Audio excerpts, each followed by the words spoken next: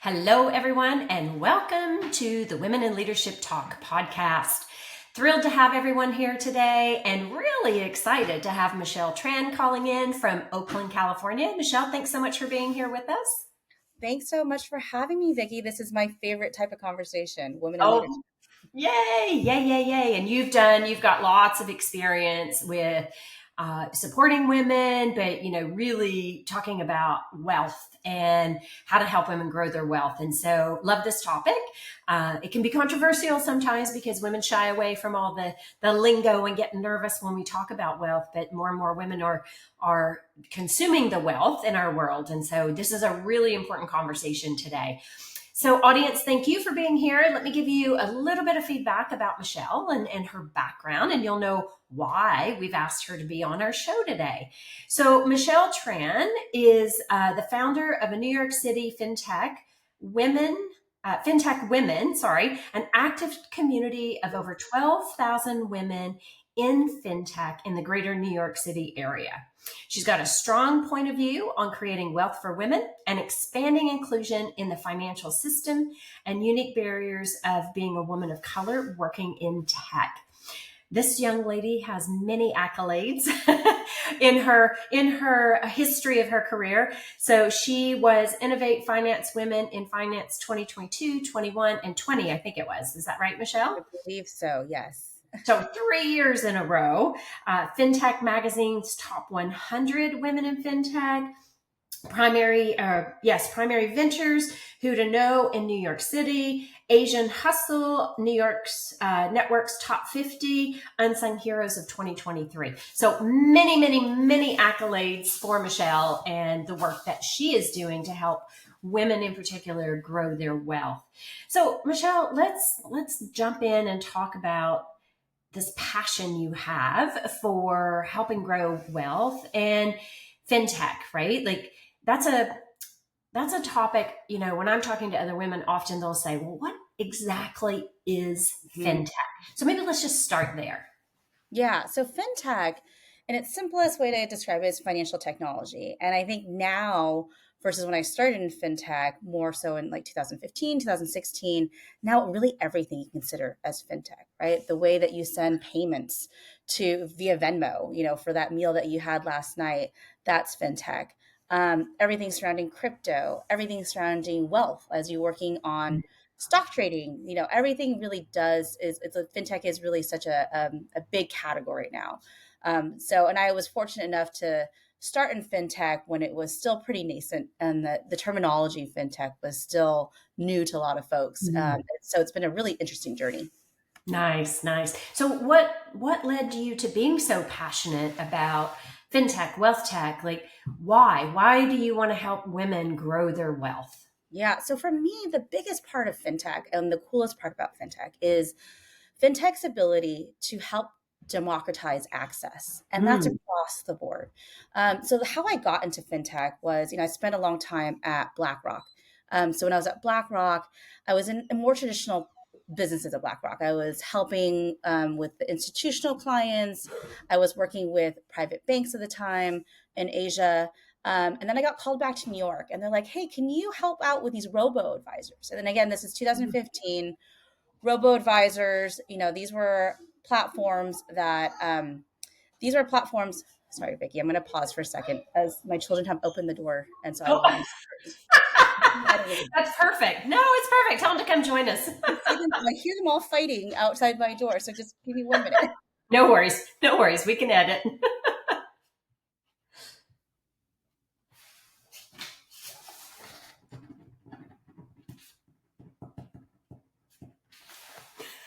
It's the second day of school, so it's like chaos at this hour. Yeah, no worries. So I'll go back to the BlackRock conversation. So really, I started getting interested in fintech when I got called back to New York by BlackRock, and they asked me to really focus on robo-advisors. And robo-advisors at that time, these are automated platforms digital brokers who helped people invest, and not just those that had millions of dollars, but Mhm. people like me who, maybe I didn't want to invest hundreds of thousands. Maybe I only had $1,000 to invest. So really, again, that brings it back to how do you democratize access? You're giving people Mhm. access to trading. But at that point, we're like, robo advisors, who are they? They're going to take over the world, and no, like financial advisors will no longer exist. But we know that's not true today. But really, what that showed was technology can be a huge foundational lift for how people access capital markets, how people access banking. Um, Technology really is that bridge and that key to help facilitate. I mean, we're all on our phones constantly now. And so a lot of the actions that we take, right? I trade on my phone, or I'll bank on my phone. A lot happens on that phone. So bring that technology to one place. And that's kind of, I think, been the theme in terms of my career since I Mhm. discovered fintech, was going to these areas and these companies who are creating really cool, innovative technologies to ensure financial services get to a different set of end users. Love it. Love your explanation. That was so clear and so concise and not scary at all. Right. And I think that's what happens often. Just Michelle, I was at this event. It's been like 2 years ago now, I think, with my advisor. And it was a women in finance event. And it was talking about how this, huge amount of wealth is transferring to women. And there were probably 300 women in the room. And you could see, like, when it came question time, nobody wanted to ask questions because everybody was so nervous about, I don't know what that means. What's a riff? What's fintech? Like, no, people just were nervous about asking questions, right? And it's so important. Like, you've jumped right in, you're passionate about it, and being able to communicate this in a way to help people understand, what does it actually mean, Hmm. right? So, what do you see from, let's tap into the wealth transfer, right? So, it's like, what, you know the stats better than me, but it's like 2030, women are going to have like 65% of the wealth of the world. Is that about Yeah, right? about right. I've heard 80, but yeah, it's up there. Okay.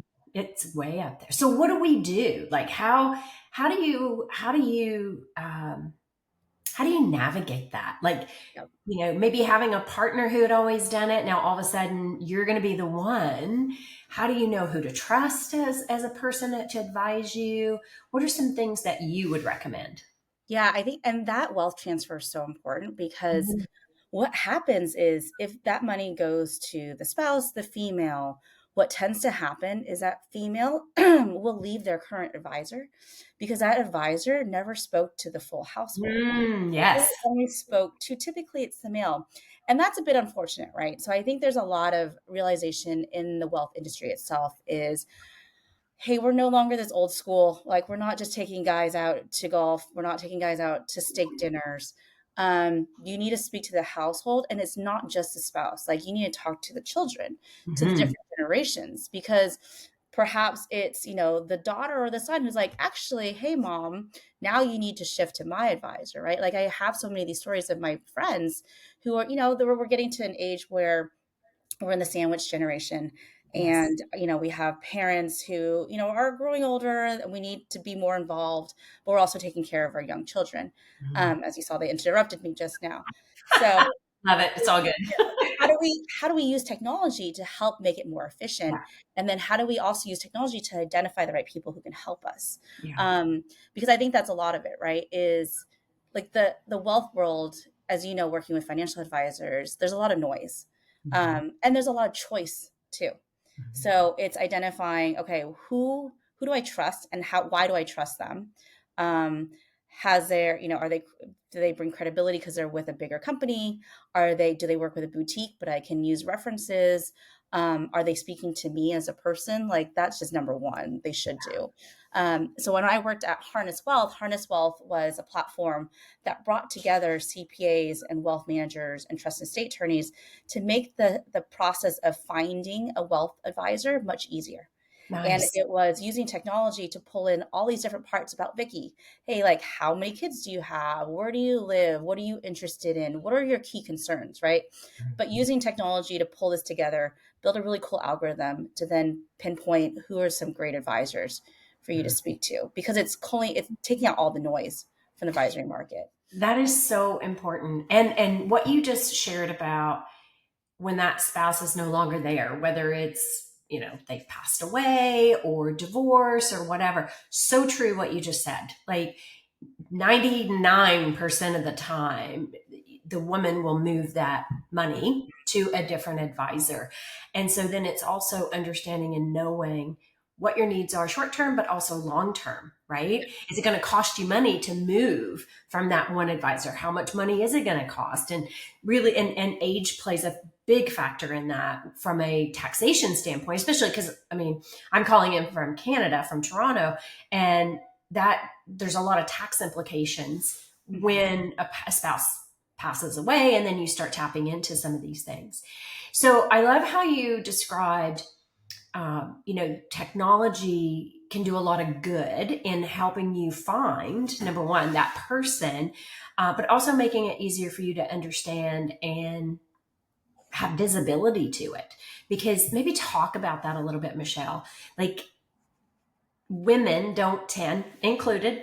I go in maybe every 3 or 4 months and I'll have a look. How are my investments doing?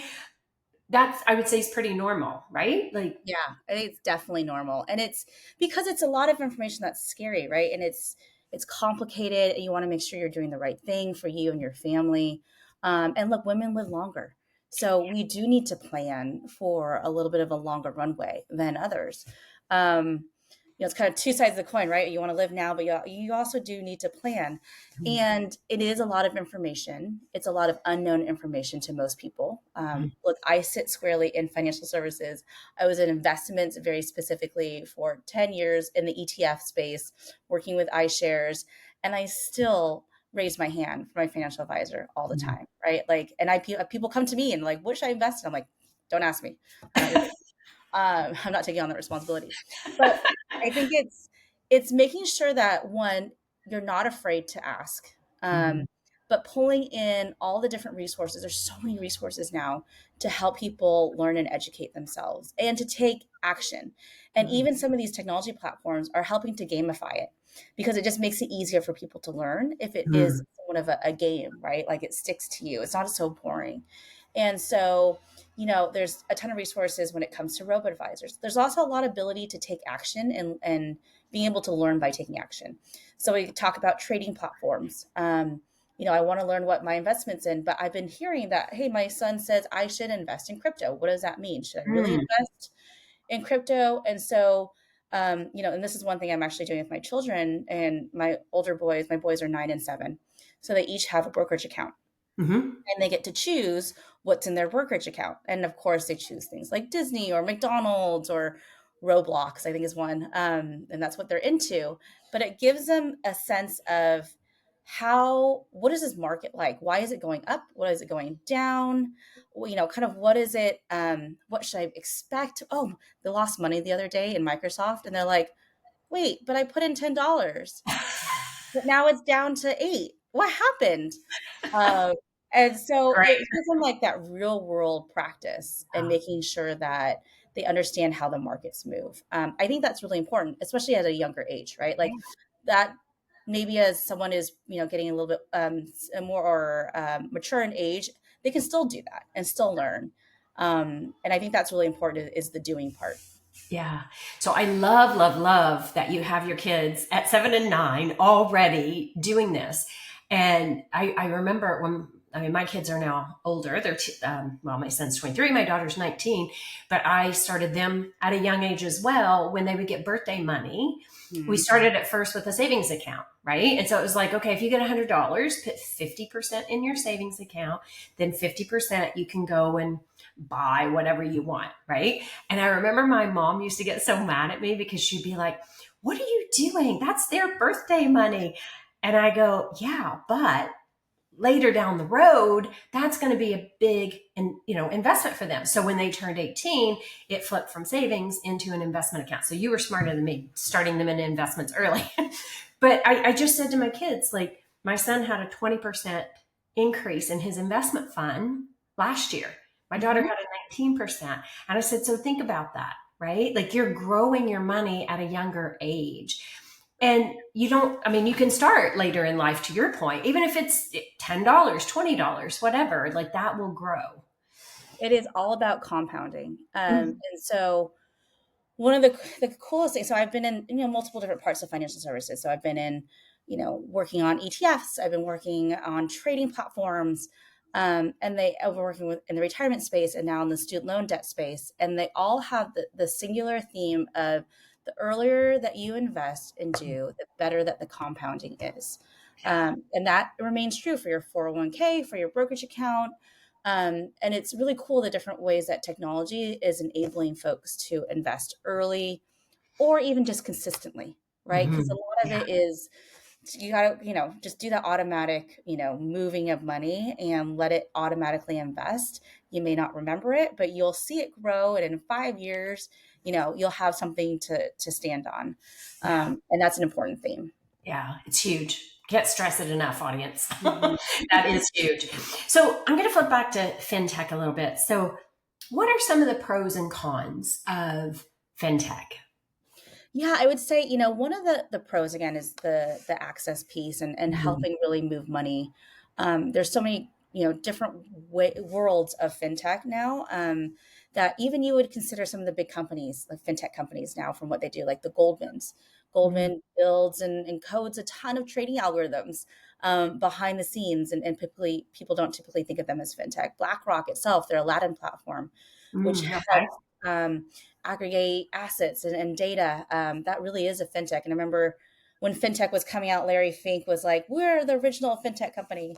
And as much as people laughed, I mean, that was true. Like in the 80s, and what they did was really truly fintech. And it's just really come into popularity in terms of its terms.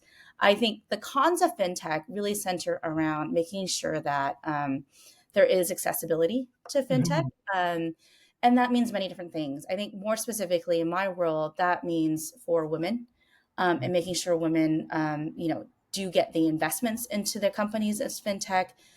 The VC space, less than 2% of institutional money and funding goes to female founders. Yeah. So it's really, it's kind of a depressing stat, and not to harbor on it, but over the past several years, it stayed consistent at 2%, and then it dipped to 1.8 in the Oh, past year. So it's which like is we're negative. which is negative. We're not making progress. We're at like low single digits, but yet we can't go up. And this is for, companies that only have a female founder. Mhm. Um, so I do think there's a lot that we need to do in terms of making sure money goes to the right place. Mhm. And it always comes down to that, right? It always comes down to the money and where it's flowing to, and making sure that people are super intentional about who's on their leadership team from a gender perspective, who are key decision makers, and for VCs that are writing checks, who are they writing checks to, and Mhm. who's writing the checks, right? 15% of VC decision makers are female. Mhm. So that means only 15% of females are writing these checks or probably advocating for these female founders. And so that's a big change that needs to happen. Yeah, I agree with you. And just for the audience, in case you don't know, VC is venture capitalist. That what you just shared there, those stats are horrific. They are because so many amazing businesses are being created by women that just aren't getting the funding. And you see a lot of angel investors now starting to, put money into it, maybe on a smaller scale than a VC could, but, really supporting more women owned, women ran businesses. And it's really about what are the business ideas? What is the impact that it can have in your community and in our world, so forth and so on. So, talk to us a little bit, Michelle, um, about your group of women. You got 12,000 women in this community. So, tell us about how you did that. Number one, and what are the themes that are coming from this group of women? Yeah, absolutely. So our women are actually, I know New York is in the title, but and the reason why New York is title, I used to live in New York, and now we moved out to California a couple years ago. Um, is we are everywhere now. So we are Chicago. We just did an event at the Treasury in Chicago with Stripe. We're in Seattle. We're in California, and specifically in the Bay Area.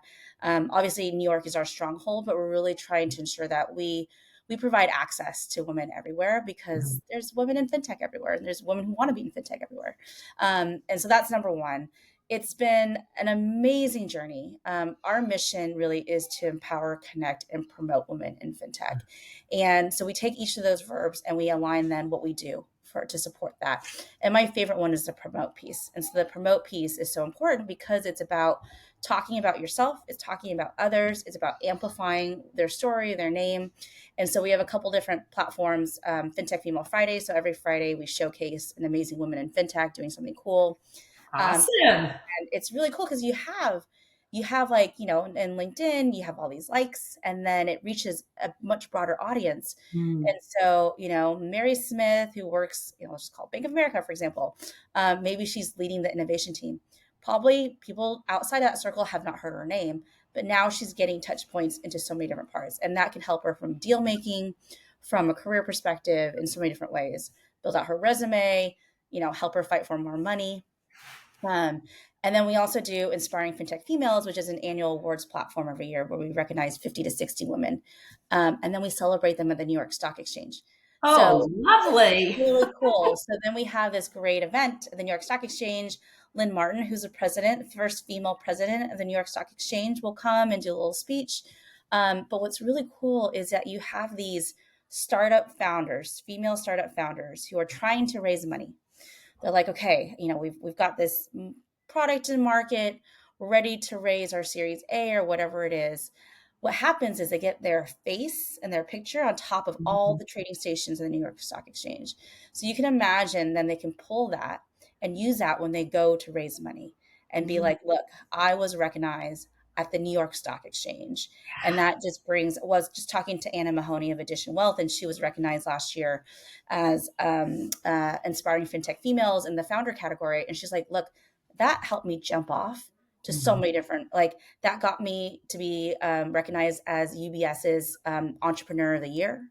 That got her funding. That started that snowball effect. Sure. Amplification. So that's what I'm really excited about, is all the ways that we can really connect and empower and promote women in fintech. And then a little bit about how we got here. So it's a funny story. I was working at a company, it was like 2017, 2018. And I was I'm in sales. And so I was in a big meeting and I was pitching all other meeting attendees, and I was pitching a big firm. I probably had 2 guys on my side, and then I had, 5 or 6 on the, from that we were pitching to. And unfortunately, it was my colleague who kept on doing all the things that, we hate, right? Like the interrupting and the re-explaining and it was driving me insane.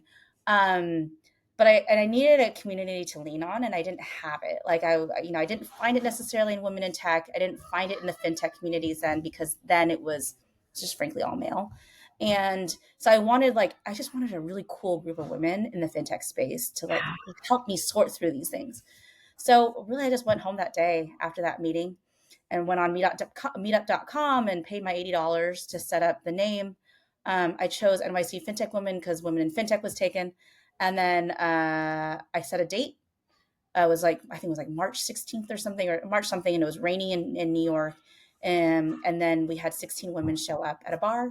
The bar no longer exists. The 16 women showed up, and that's where I met Sasha Pilch, who's my co-founder.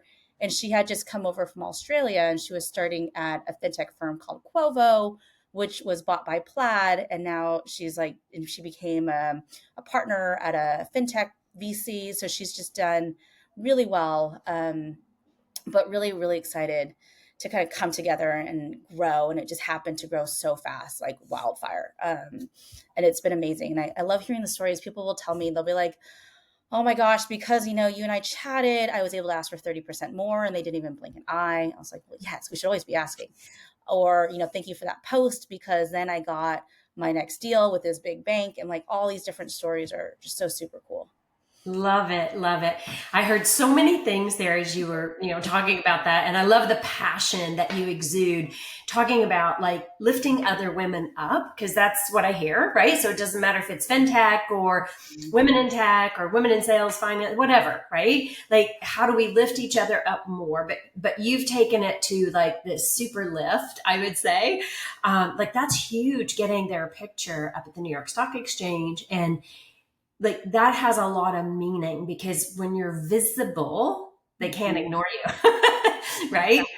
Out of sight, out of mind. And so that becomes a really crucial part of what you're doing. And I love just like grassroots, need a support system, let's grow it. Yeah. That's amazing. It's definitely, and what I hear too is, there's a ton of events now, and I get it. But everyone comes back and they're like, we go back to New York City Fintech Women events because one, we've always met amazing people who Mhm. extend themselves to say, how can I help you? And so there's a different vibe Yeah. at our events because it's all about how we can help each other. Whereas, I think, and it's also New York to San Francisco is a bit different, different cultures. Mhm. And it's very special. And so I'm really, really proud of what we built and really just proud of how much we've helped women and how other women have helped each other. And I hear all these stories about like all these people creating all these cohorts because they met at one of these events. And Yeah. it's just awesome. It is. It is awesome. And there is something special and powerful about women coming together to talk about each other's stories, promote each other, because you're not always going to be in the right room. And when you can say, hey, did you meet Vicki? Or if I said, hey, oh, you got to meet Michelle, like Michelle's doing this awesome work, she's blah, blah, right, like that Yeah. is so important to do, because again, that's the action behind lifting somebody else up, Yeah. right? And we haven't had a lot of that as we navigate, especially in our careers. So that becomes a really important aspect. Love it, love it. So cognizant of our time, Michelle, and I know you got two little kids in the background going, Mommy, where are you? Maybe if you could share what could somebody walk away with today? One or two things that would, help them create more wealth and get more comfortable with even talking about finances, investing, fintech. Um, yeah, let's just leave it Yeah. at that. So I think the one thing again is is to do, right. So I think even for me that was my path was, it is scary to dabble, but putting $100 isn't so scary compared to thousands of dollars. So even if it's like, hey, I don't understand what this crypto thing is, but I'm really interested, then spend that $100 and try and buy either Bitcoin or Ethereum or whatever it is, and experience it for yourself, even if it's even stock buying, like buying ETFs. And so that's part of that building the wealth. I think secondarily is also understanding, like, do you need help in that journey? Are you Mm, working with someone now that you like? If you don't like that and you don't actually see it beneficial, feel comfort in exploring the market of other financial advisors. Financial advisors are here to help. There are also a lot of hybrid financial advisors too, where you don't necessarily need to go to just a person. You can go to a company that's using technology to help facilitate the conversation and to nice. help take baby steps in terms of, do you start with financial planning and then you go into the investment piece? So it doesn't have to be this all encompassing effort, and just know that you can take baby steps in this journey. Yeah. I think because that's the biggest hurdle, is that you don't want to make a wrong decision. And so I think a lot of times people is like, well, no decision is better than me making the wrong one. So I'm not going to make a decision.